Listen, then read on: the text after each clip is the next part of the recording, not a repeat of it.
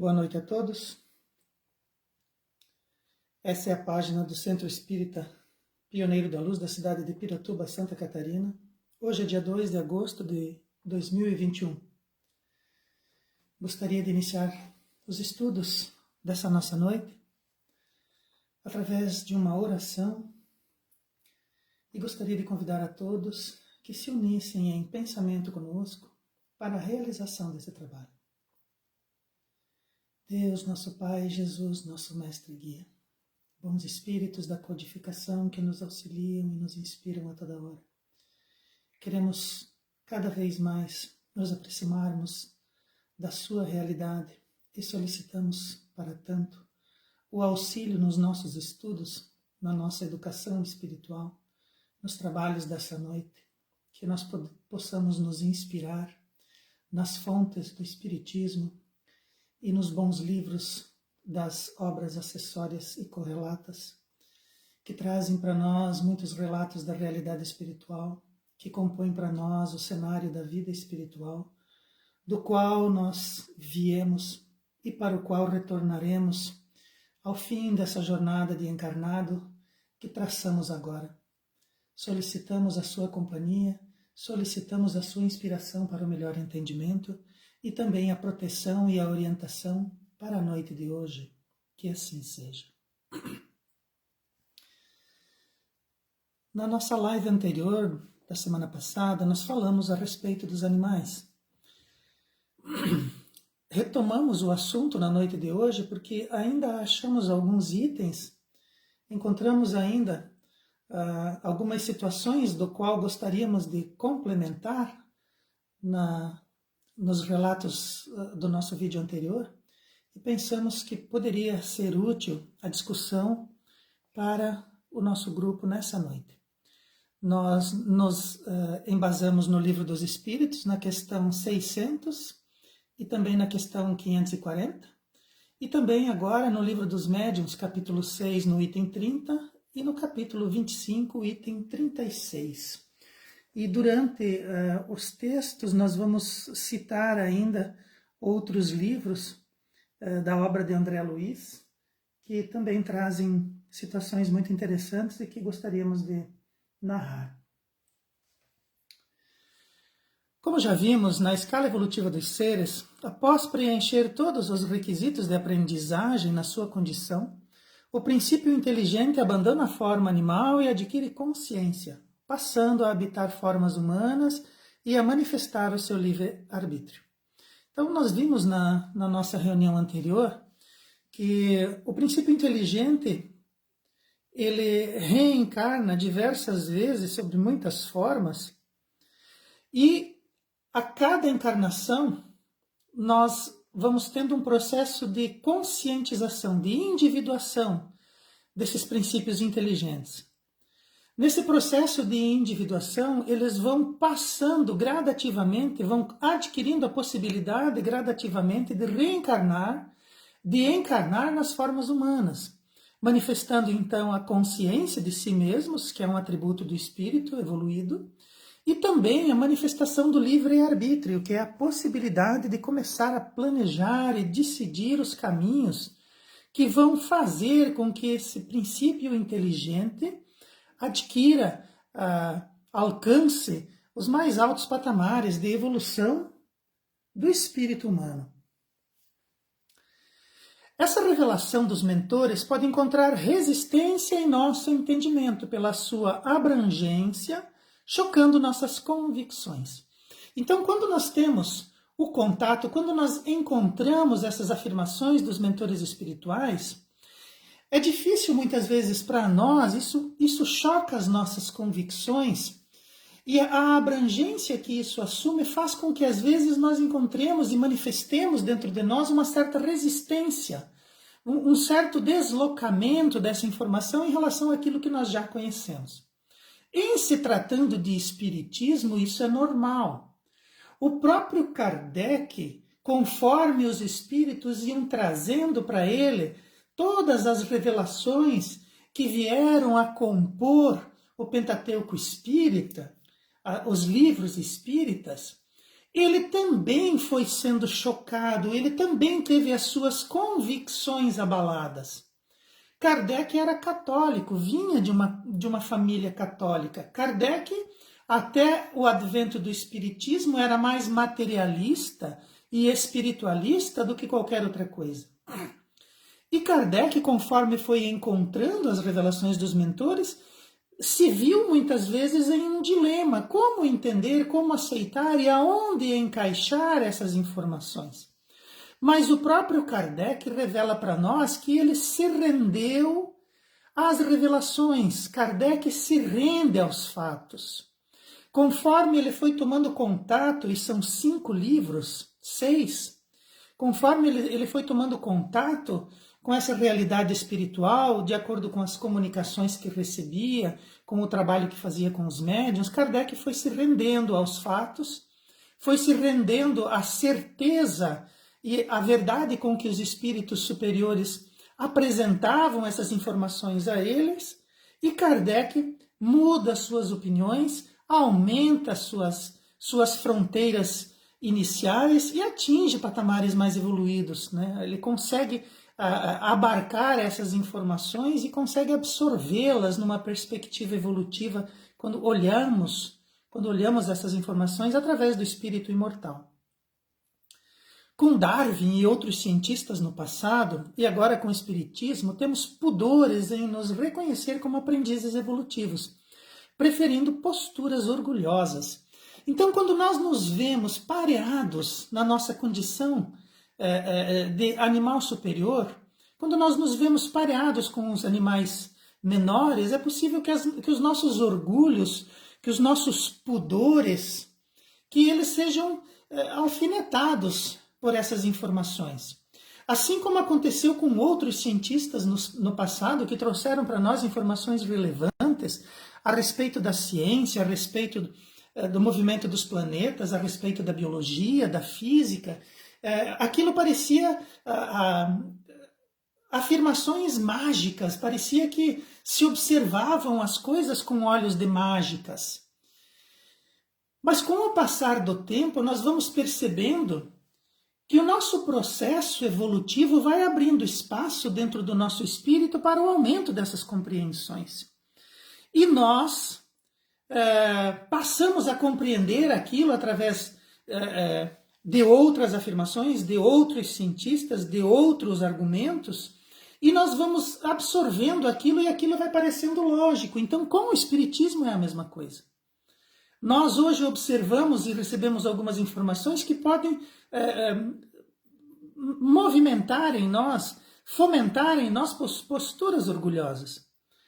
Mas, com o advento do estudo e com a convivência prolongada dentro dos pressupostos do espiritismo e dos seus estudos, das suas observações, nós vamos começando a compreender e vamos percebendo o quanto isso é importante para nós e o quanto isso nos faz bem, como é importante nós recebermos essas informações e pensarmos a respeito dela, de nós podermos observar essas revelações e colocá-las numa perspectiva evolutiva espiritual. Que se nós o fizermos a respeito da materialidade, não vai fazer sentido, mas se nós fizermos a partir de um pressuposto espiritual, de um espírito imortal, elas vão começar a parecer diferentes para nós.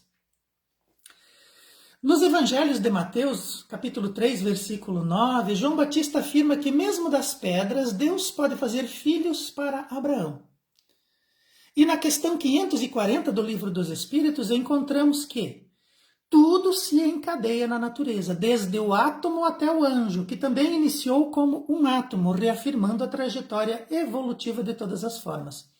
Então nós vamos estudando a doutrina espírita e de repente nós temos lá que o espírito reencarna na matéria porque ele precisa intelectualizar a matéria. O espírito precisa transformar os elementos materiais em uma forma mais quintessenciada, numa forma muito mais depurada, trazendo para a matéria aspectos de inteligência, de manifestação inteligente. E se nós observarmos, por exemplo, que nos nossos ossos nós temos cálcio e no nosso sangue nós temos ferro, nós vamos perceber que existem diversos elementos da tabela periódica, que são elementos da matéria, são elementos que compõem, que estão presentes no material que compõe a Terra, o nosso planeta, nós vamos perceber que, dependendo de onde ele está, ele forma um leucócito vermelho, uma célula vermelha do nosso sangue, uma hemoglobulina, e ele serve para transportar, ele auxilia a transportar o oxigênio dentro dos nossos tecidos. E se você coloca numa posição alternativa, fora do nosso corpo, ele pode ser uma lâmina formando uma ferramenta, por exemplo. É o mesmo ferro, é o mesmo elemento da tabela periódica. Mas aonde ele se encontra, ele pode ser um agente vivo, um agente orgânico ou um agente inorgânico. A posição dele é que determina, a posição onde ele se encontra é que determina se ele vai ser orgânico ou inorgânico. Então, o anjo, ele inicia-se como um átomo, que se transforma em um átomo mais sofisticado, em uma molécula, em um organismo unicelular, e depois esse organismo unicelular vai se transformar num organismo superior, até que ele atinja a trajetória, atinja as cumeadas que descrevem a angelitude. Então, lá em João Batista, no Antigo Testamento, nós vamos perceber, e no Novo Testamento, nós vamos perceber que já haviam citações, porque essa afirmação de João Batista, dizendo que das pedras Deus poderia fazer filhos para Abraão, coincide com as revelações dos Espíritos, muitos séculos seguintes, onde eles afirmam que o átomo inorgânico evolui e se transforma em um anjo, reafirmando a trajetória evolutiva de todas as formas, de todos os elementos, a quintessenciação desses elementos em seres, em criaturas pensantes e inteligentes. Quando morre, devido à sua condição, o animal fica numa espécie de letargia, sendo utilizado quase imediatamente para animar novas formas, de acordo com sua espécie, que estejam sendo preparados para renascer. Então, os espíritos nos dizem que os animais, eles não ficam na erraticidade. Os animais, eles ficam numa espécie de letargia. Quando um animal morre, quando ele abandona o seu corpo físico, ele fica como se fosse em um sono, sendo utilizado quase imediatamente para animar novas formas da sua mesma espécie, que estejam se preparando para renascer. Então, não existe processo de erraticidade para os animais. Eles não entram em relação com outros seres quando eles estão na realidade espiritual, quando eles estão desencarnados. Eles logo são encaminhados para renascer. Mas ocorre, porém, que dentro de diversas obras mediúnicas encontramos a figura de animais, presentes nas cenas narradas, colocando essas formas numa contradição de afirmações. Haja visto não possuírem condições para se manifestarem na erraticidade como é dada aos espíritos. Então, os próprios espíritos dizem assim, olha, os animais, eles não vivem erraticidade, eles não vivem o processo da espiritualidade como nós, seres humanos. Eles não têm nem pensamento contínuo para manterem as suas formas depois de desencarnados. Eles precisam ser automaticamente encaminhados para renascerem novamente. Mas nós, de repente, estamos lendo lá alguns livros, estamos recebendo informações através de obras mediúnicas, romances históricos, e dado que em algumas cenas que nos são narradas, existem animais. Mas como pode isso? Se os animais reencarnam quase que imediatamente, como pode, de repente, que a gente leia um livro de André Luiz e encontre nele a descrição de animais vivenciando a realidade espiritual? Se eles não vivem na erraticidade, como pode isso? Então precisamos pensar a respeito disso. Se não existem animais lá, que animais são esses que aparecem nessas cenas? Assim é nos livros Nosso Lar e Entre o Céu e a Terra, de André Luiz, onde encontramos bandos de aves mansas. Então André Luiz, descrevendo a cena no livro, narra para nós a presença de animais, né, aves que estavam voando, e como as cenas ali são promovidas estão de acordo com as óticas evolutivas, são manifestações em grupos juntamente com espíritos superiores. Então nós temos bandos de aves que voam mansamente na paisagem. Mas nós temos lá o livro Obreiros da Vida Eterna e o livro Libertação, onde eles estão caminhando pelas regiões do umbral e são descritas aves agourentas de grande tamanho, aves negras e agourentas de grande tamanho, que se manifestam também na paisagem, lá junto daqueles espíritos sofredores.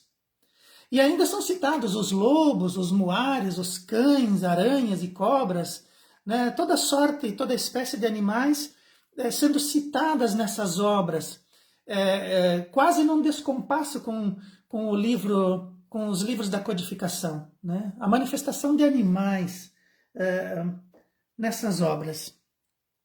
Nós temos aí um bom campo de pesquisa, pois que não pode existir contradição na afirmação dos mentores. Então nós precisamos entender que não há contradição. Quando André Luiz descreve, quando os romances mediúnicos descrevem a presença desses animais, existe uma explicação, e essa explicação não está em contradição com aquilo que Kardec traz. Os animais não realizam incursões fora da matéria, eles não se manifestam em erraticidade como os seres humanos. Se pode explicar essas presenças, a presença de animais, como manifestação idioplástica, criada pelo pensamento consistente conforme as ondas mentais de espíritos que os sustentam. Então, nós podemos trazer que essas manifestações são manifestações idioplásticas. Essas manifestações são criações mentais, são criações, são ideações de espíritos. E esses espíritos criam essas formas, criam através do pensamento, um pensamento consistente, um pensamento abrangente, mantido por ondas mentais de espíritos que sustentam essas imagens e essas formas. Se nós compreendermos que fora da realidade material, tudo aquilo que existe e que é trazido para nós através de livros como o Nosso Lar, são criações mentais dos espíritos, a ideoplastia de animais também é consistente, também é possível. Então, nós podemos explicar, num primeiro momento, essas manifestações de animais no plano espiritual como manifestações ideoplásticas. Essas ideoplastias podem ser conscientes ou não, e serão tão completas e verossímeis quanto possível, durando enquanto sustentadas pela mente que as está projetando. Então é possível que sejam manifestações conscientes ou não conscientes. E elas vão ser tão completas e verossímeis quanto possíveis, sustentadas por tanto tempo quanto a mente que as está projetando. Assim, esses animais são as expressões da mente dos desencarnados nas suas necessidades e pendores. André Luiz, quando descreve para nós o umbral, ele diz que o umbral não é um lugar criado por Deus para punir os culpados. André Luiz descreve o umbral como sendo um lugar aonde os espíritos vão descarregar seus pensamentos, aonde os espíritos se reúnem por afinidade de modo a abandonarem as formas com que eles se manifestam, as formas com que eles pensam, compreendem e se manifestam nas suas relações. Então, as regiões umbralinas, as regiões dos espíritos sofredores, são regiões criadas pela mente. A mente daqueles que estão desencarnados e que encontram naqueles cenários lugares condizentes com a sua condição mental. Então, nesses lugares condizentes com a função mental, nós vamos ter também a manifestação de animais. Porque se esses indivíduos desencarnados podem manifestar paisagens, podem manifestar estruturas, podem manifestar cidades, por que não árvores? por que não flores? Por que não insetos? Por que não animais? E isso vai durar enquanto essas mentes as sustentarem. Esses locais, muitas vezes, quando são socorridos, essas entidades, por espíritos superiores, esses lugares, eles se desmancham, eles se desintegram. Eles deixam de se manifestar porque os espíritos que estavam lá não estão mais fomentando aquelas energias. Então existe todo um processo de criação mental e de manifestação energética na realidade espiritual, do qual nós precisamos muitas vezes tentar fazer conhecimentos e movimentar esforços para a compreensão. Porque muitas vezes a gente está encarnado e a gente ouve das pessoas, daqueles que muitas vezes o plano espiritual se serve para trazer para nós os recados de que somos necessitados, e eles vêm e dizem, olha, muda o teu pensamento, para de pensar assim. Não fica alimentando essa ideia, porque isso vai ser prejudicial a você, isso te prejudica. Abandona esse sentimento, porque esse sentimento não vai te levar a lugar nenhum. Mas isso são condições mentais. Só que essas condições mentais, elas se manifestam no nosso mundo físico. Então nós vamos adoecendo o nosso espírito, nós vamos adoecendo o nosso corpo, muitas vezes, sem remédios. Porque nós precisamos mudar a forma como pensamos. Então, se a forma como pensamos, enquanto estamos encarnados, manifesta muitas vezes em doença ou saúde, manifesta muitas vezes em prejuízos sociais, em prejuízos financeiros, o que dirá quando estivermos fora da realidade material e estivermos vivenciando a realidade dos espíritos? Que é, por natureza, toda ela energética, toda ela mental, toda ela desenvolvida a partir das nossas criações mentais, dos nossos entendimentos mentais e dos nossos sentimentos e emoções. Então nós precisamos começar a compreender isso e tentar fazer um esforço para ampliar as nossas noções e começarmos a perceber a responsabilidade que nos aguarda e começar a exercitá-la desde já. Mudando agora, hoje, as nossas maneiras, as nossas energias, a forma como movimentamos as nossas energias mentais. Isso nos alerta sobre o poder da criação mental nos indivíduos e na coletividade, através do pensamento contínuo. Então nós vamos entrar em contato com essa definição de pensamento contínuo no livro Evolução em Dois Mundos, aonde nos é colocado que os seres humanos, nós, criaturas encarnadas como seres humanos, nós temos uma coisa chamada pensamento contínuo. Nós não conseguimos mais parar de pensar. Não existe forma de nós pararmos de pensar. Então é necessário que nós canalizemos esse pensamento contínuo para movimentos construtivos, para movimentos que sejam condizentes com a realidade espiritual que nos aguarda. Que nós canalizemos esse movimento contínuo através das orientações dos mentores espirituais que nos trazem notícias da realidade espiritual. Que nos trazem alertas a respeito das leis universais, das leis movimentadas e criadas por Deus. Que nos dizem respeito enquanto os nossos processos reencarnatórios e também nos dizem respeito no âmbito da responsabilidade que nos atinge por sermos criaturas superiores. Então nós temos pensamento contínuo. E o nosso pensamento contínuo, ele mantém as nossas formas. O pensamento contínuo nos mantém em movimento. Nós, como criaturas superiores, não conseguimos mais deter esse pensamento. Então é necessário canalizá-lo para que nós não nos destruamos e para que nós não destruamos a nossa coletividade. Porque aquilo que vivenciamos na matéria é manifestação dos indivíduos na coletividade. Os nossos trabalhos, as nossas sociedades, as nossas culturas são construções coletivas, mentais.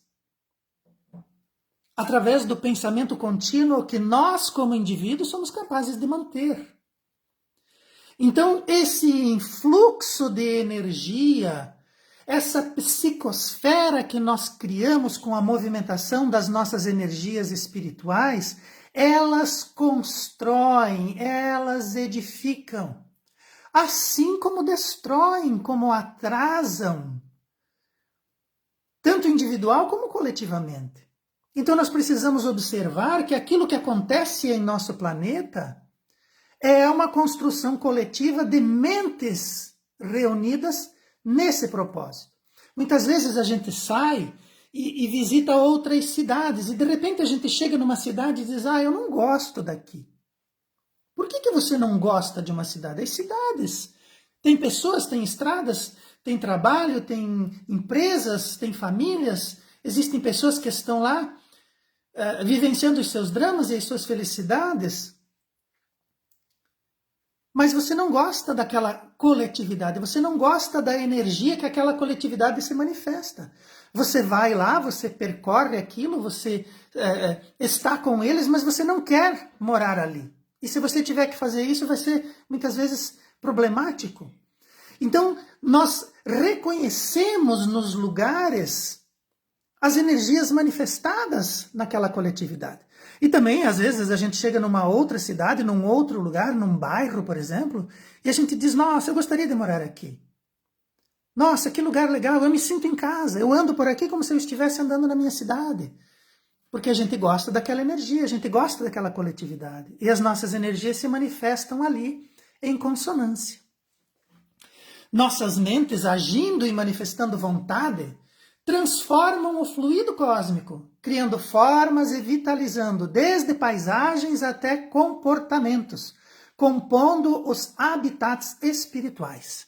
Nós colocamos entre aspas aqui, para que a gente entenda dessa forma. Então, nós construímos, nós manifestamos as nossas vontades e nós vamos transformando o fluido cósmico. Esse fluido é o tecido de Deus, é o hausto de Deus, é a manifestação energética de Deus. Nós pegamos as energias divinas que se manifestam em todo o universo e nós vamos transformando essa energia, nós vamos transformando esse fluido, esse material plástico, e nós vamos criando formas e vitalizando, desde paisagens até comportamentos. É a nossa mente que age ali. É a nossa mente que transforma isso. E nós vamos criando dentro dos mundos os nossos habitats materiais e dentro das realidades energéticas os nossos habitats espirituais. É a nossa mente manifestando vontade, transformando o fluido cósmico, vitalizando formas e paisagens. No livro Evolução em Dois Mundos, nós temos os indivíduos, os humanos com seus pensamentos contínuos, e os animais, eles dizem para nós que a mente dos animais é uma mente fragmentária, onde o influxo dos pensamentos não possui tônus vibratório para uma manutenção de formas. Então nós, através do pensamento contínuo, conseguimos manter, conseguimos vitalizar as nossas formas, tanto encarnadas quanto desencarnadas. E os animais, pelo seu aspecto de pensamento fragmentário, eles não possuem, eles não conseguem manter um fluxo vibratório para a manutenção das formas deles como desencarnados. Os espíritos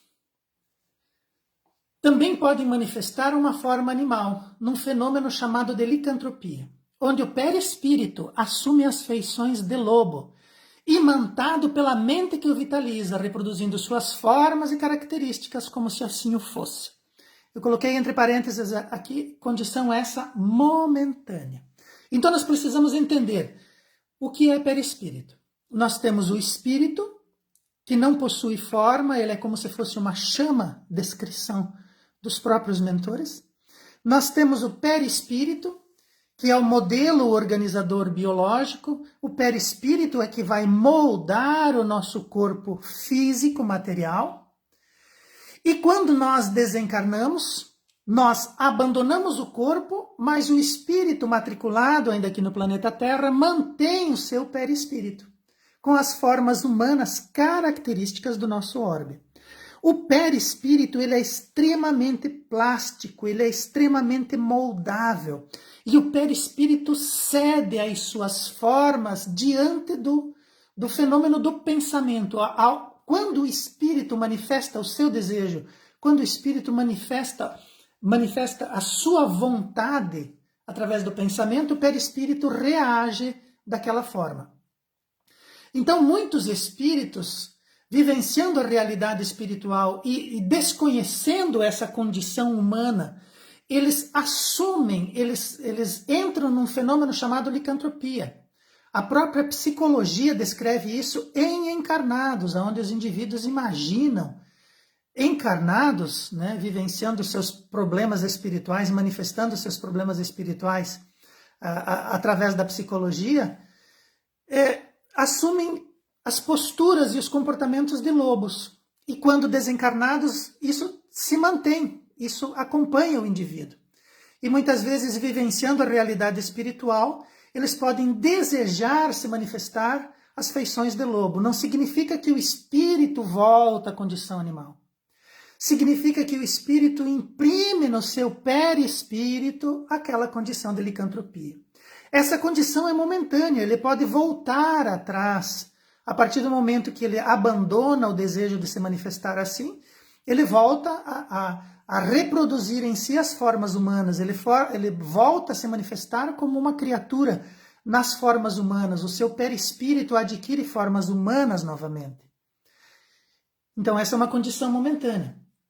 Nós também temos a zoantropia, que é quando os indivíduos se manifestam reproduzindo as formas animais. Nós vamos encontrar essas definições lá no livro Libertação, de André Luiz, no capítulo 5, no título Operações Seletivas. E precisamos entender e reafirmar novamente que não ocorre uma degeneração das formas humanas, só uma ideoplastia. É aquilo que nós vimos antes, é a criação, é a forma vitalizada usando o próprio perispírito, é a criação idioplástica, aonde nós criamos uma forma movimentando os nossos pensamentos e utilizando os fluidos universais para que isso apresente para nós como se fosse algo real.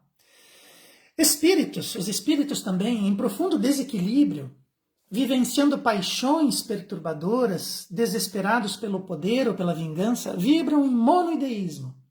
Isso está lá no livro Evolução em Dois Mundos e no livro Libertação, também de André Luiz.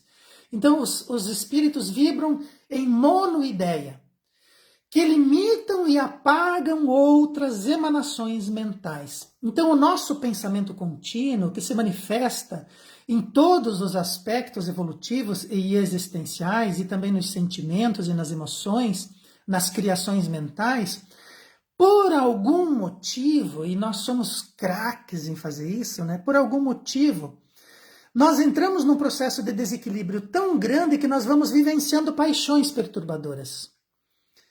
Por poder ou vingança, nós vamos vibrando em um processo de monoideia. E isso limita e apaga outras emoções mentais. E isso vai desfigurando o perispírito para a forma de ovoide, perdendo momentaneamente a morfologia humana. Então, as nossas manifestações mentais superiores que construíram, que abrigam, que conseguem se manifestar em pensamento contínuo na forma humana, quando nós entramos nesse processo de monoideia, pela vingança ou pelo poder, ou pelos nossos profundos desequilíbrios, pelos nossos processos de absorção de paixões ou de manifestações de vícios de forma muito desequilibrada e perturbada, nós vamos vibrando só naquilo. Nós vamos colocando todo o nosso esforço mental naquela condição, só naquele assunto que nos interessa. E porque nós limitamos essas vibrações mentais e apagamos outras emanações mentais, nós vamos desfigurando o nosso perispírito. Também uma perda momentânea da morfologia humana, que volta a se manifestar através da interferência de espíritos superiores, aonde nós vamos sofrendo processos, muitas vezes, de reencarnações compulsórias, até que nós consigamos manifestar novamente a forma humana, perdendo esse monoideísmo, abandonando esse aspecto do monoideísmo e libertando então a nossa mente para que as emanações mentais voltem a reconstituir o nosso perispírito na forma humana. Então, assim como nós podemos, assim como os seres podem se manifestar, os espíritos podem manifestar a construção do seu perispírito na forma de um animal para que ele se manifeste daquela maneira, nós também podemos vibrar em monoideísmo e abandonar as formas humanas, apresentando essa forma que André Luiz descreve para nós como ovoides. Então, esse monoideísmo nós podemos caracterizar ele como um estado psicológico, onde prevalece uma única ideia. É um estado de insanidade profunda, provocada pelo desejo insano de paixões, de vinganças, de desejos e de toda sorte de perturbação. Então é um estado psicológico onde prevalece uma única ideia. Quando encarnados em relativa liberdade pelo sono noturno, podemos sonhar com animais, que serão entidades em ideoplastia, dado que muitos veneram suas qualidades e identificam-se com suas formas, e desejam com eles se parecerem, de modo a exercer medo, poder e dominação. Então, à noite, quando nós dormimos, e isso é uma condição do espírito, o corpo precisa descansar, o corpo precisa do sono, para que ele possa se recompor. Mas o espírito não necessita do sono. O espírito pode agir com relativa liberdade na realidade espiritual. Nós podemos andar, nós podemos nos relacionar na realidade espiritual quando o nosso corpo dorme.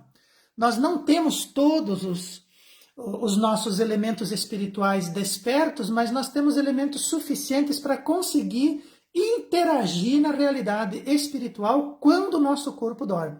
Então, o corpo dorme, o espírito não.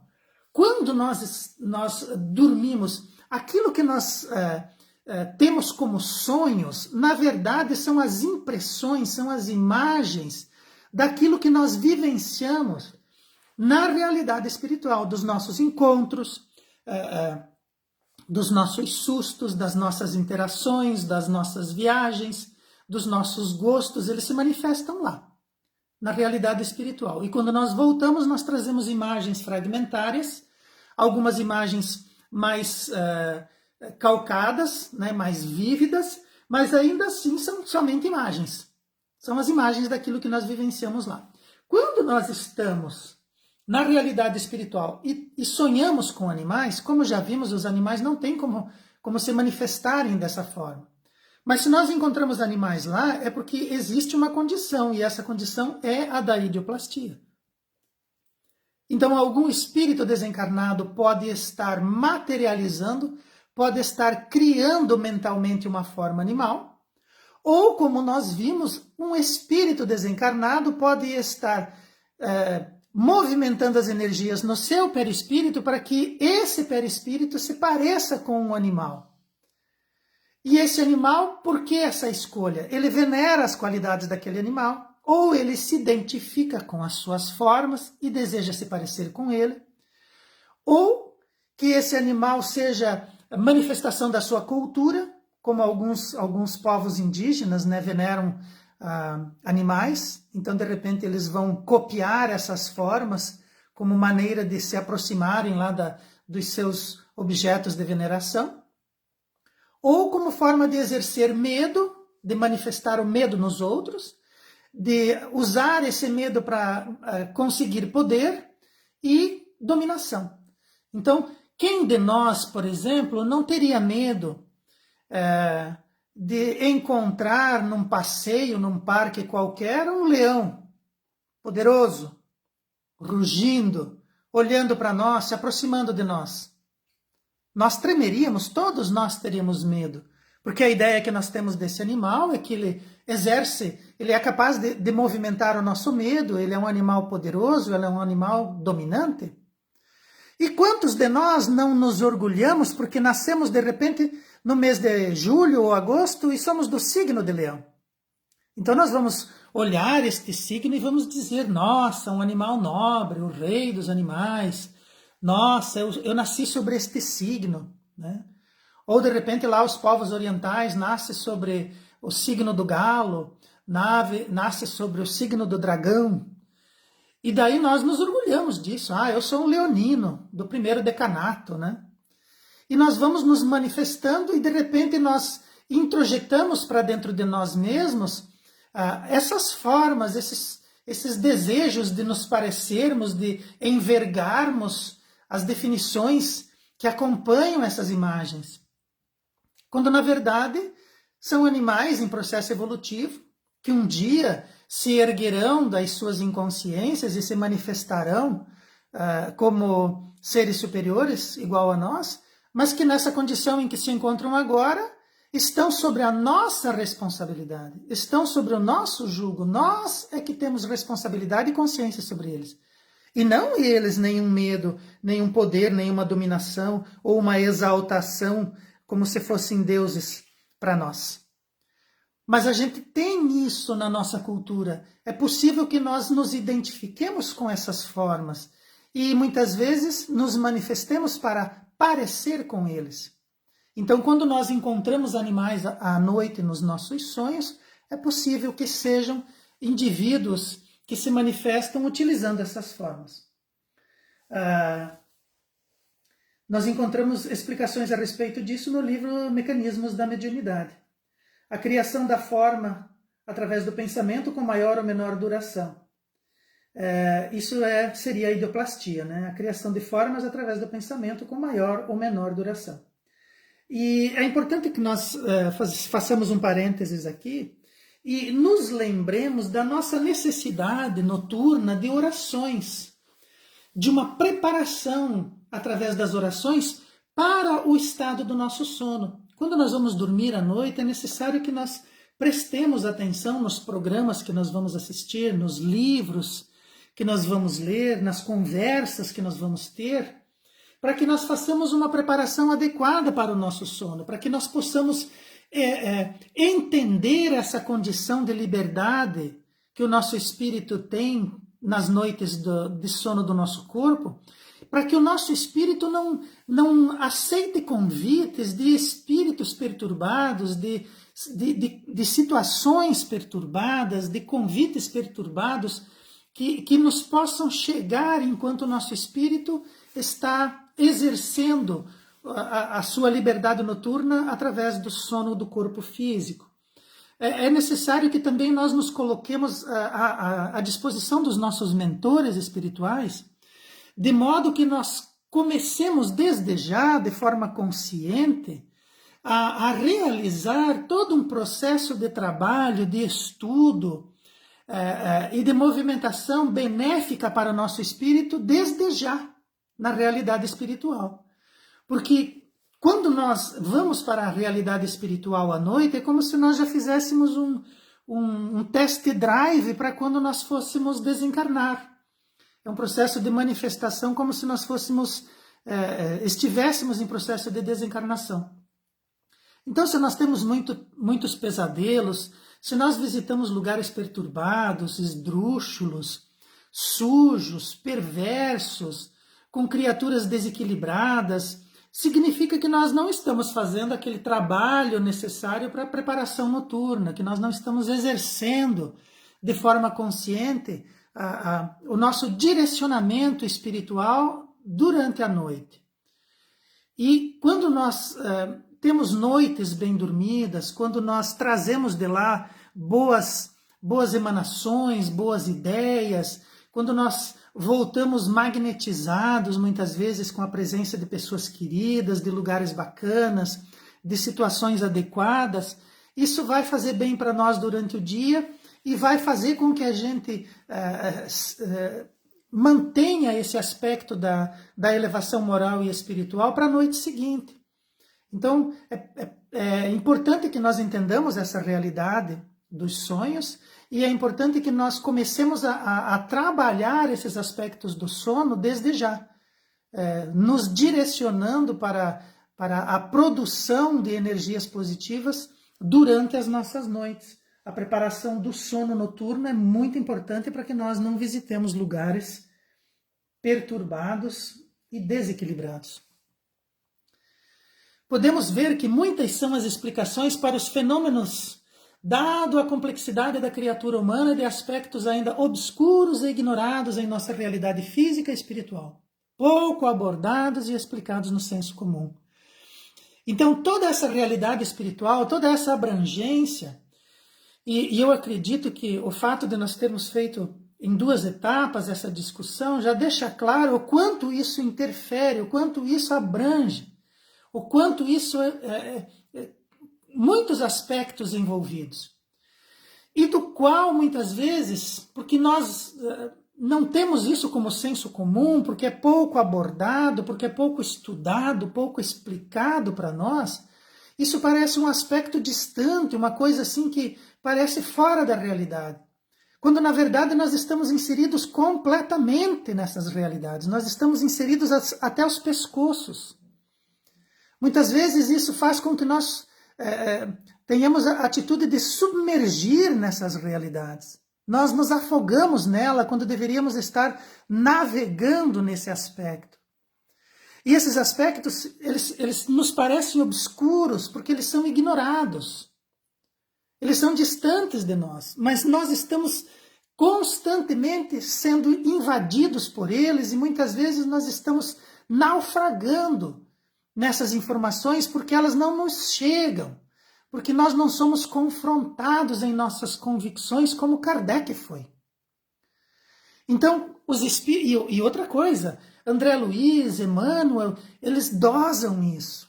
A realidade espiritual não deixa que nós sejamos mergulhados em informações em excesso. Essas informações parecem em excesso, mas elas foram dosadas dentro do nosso processo evolutivo, dentro da capacidade que nós já temos de absorvê-las. E também dentro da responsabilidade que devemos manifestar diante dos patamares evolutivos que alcançamos e que devemos começar a nos moldar em nossos comportamentos de forma diferenciada e evoluída. Então, pode parecer muita informação, mas não é.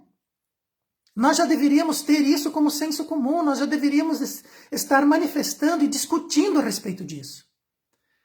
Mas os nossos processos atávicos, as nossas resistências, a convivência muitas vezes com espíritos que não nos deixam buscar essas informações ou expressá-las de forma positiva, faz com que a gente ainda esteja como um planeta de provas e expiações quando nós já estamos margeando o mundo de regeneração.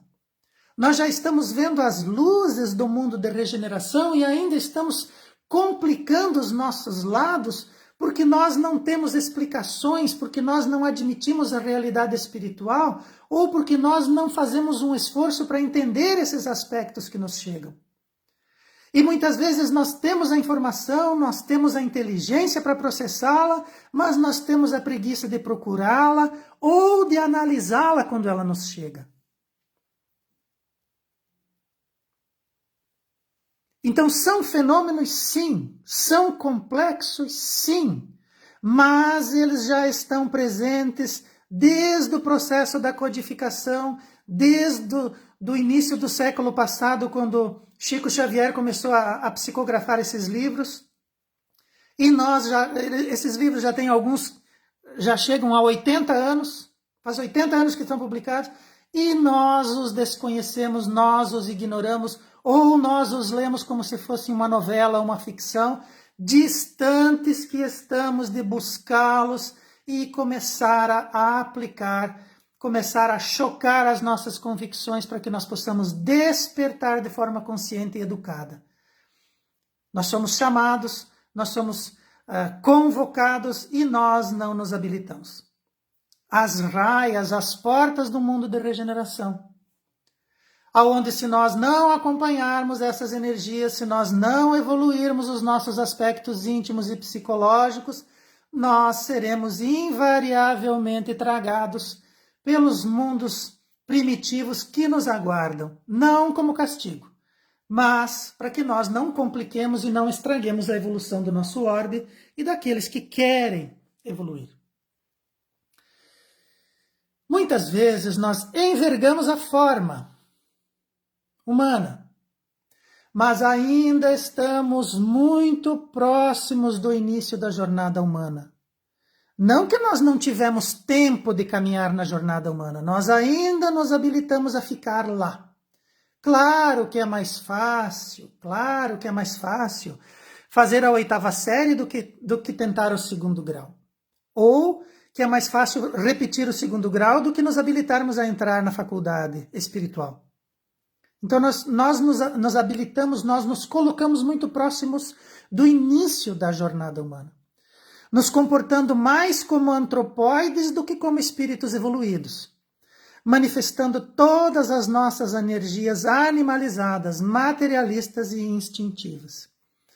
Então, muitas vezes, nós envergamos a forma, nós já temos o direito de nos expressarmos como seres humanos, mas nós fazemos questão de ficar próximos do início da jornada.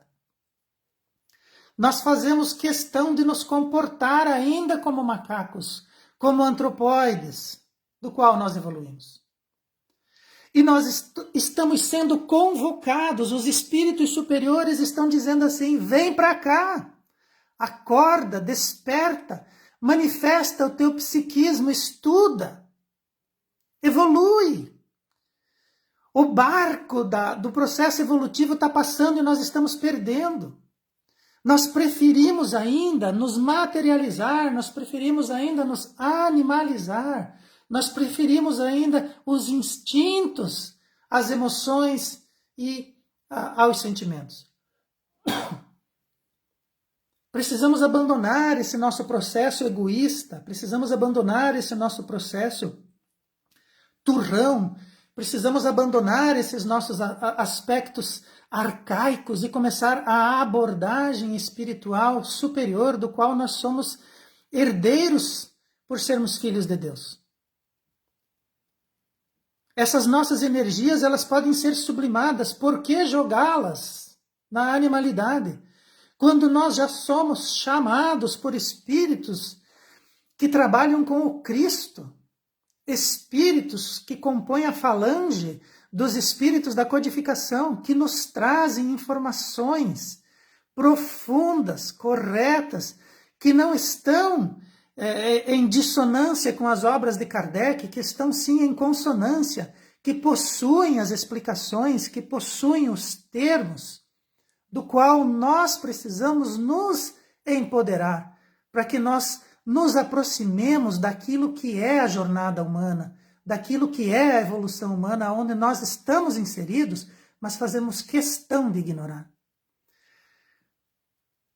Busquem os livros que foram citados aqui, estudem, vamos buscar a doutrina espírita, que já está aí há quase 200 anos, com essas informações precisas, advindas dos espíritos da codificação, que vão sim fazer com que nós caminhemos em passadas largas. Mas precisamos buscá-las, precisamos idealizá-las para nós e precisamos desejá-las de forma que nós, não mais instintivamente, mas de forma consciente, possamos nos reerguer da nossa jornada e nos habilitar a sermos espíritos superiores.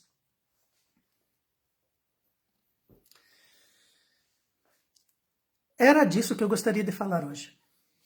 Acredito que nós tivemos uma boa quantidade de informações, uma bagagem de informações que nos faz pensar e nos faz modelar os nossos espíritos e os nossos pensamentos e a nossa mente sobre um outro aspecto que possa estar abandonado e ignorado dentro de nós. É importante que nós façamos esse esforço de nos educarmos, de buscar as informações que a doutrina espírita e as obras correlatas podem nos auxiliar e nos trazer, e de forma gradativa, que é assim que o Espiritismo nos convoca, de forma gradativa possamos absorver esses conteúdos e nos colocarmos de forma mais assertiva diante dessas verdades, abandonando velhos sofismas e nos colocando cada vez mais como aprendizes e não como egoístas ou como criaturas incapazes de ampliar as suas fronteiras e as suas compreensões. Gostaria de encerrar com uma oração, agradecendo a Jesus, nosso Mestre, que trouxe para nós a doutrina espírita, assim como ele prometeu, que mandaria para nós um Consolador que explicaria tudo e que ficaria conosco para sempre. Queremos agradecer aos espíritos da codificação, que nos auxiliam nessas compreensões e que são as luzes dos céus, auxiliando as nossas ignorâncias, auxiliando a dilatação das nossas fronteiras mentais e nos impulsionando cada vez mais à busca de patamares onde nós possamos cada vez mais aumentar as nossas compreensões e de nos aproximarmos dos nossos mentores espirituais. Que Jesus esteja conosco, que Ele não permita que nós abandonemos essa marcha, que Ele não permita que nós larguemos a sua mão e que Ele esteja sempre conosco, iluminando os nossos passos e sendo o farol do nosso horizonte. Que o Mestre siga conosco e que assim seja. Uma boa noite a todos e muito obrigado.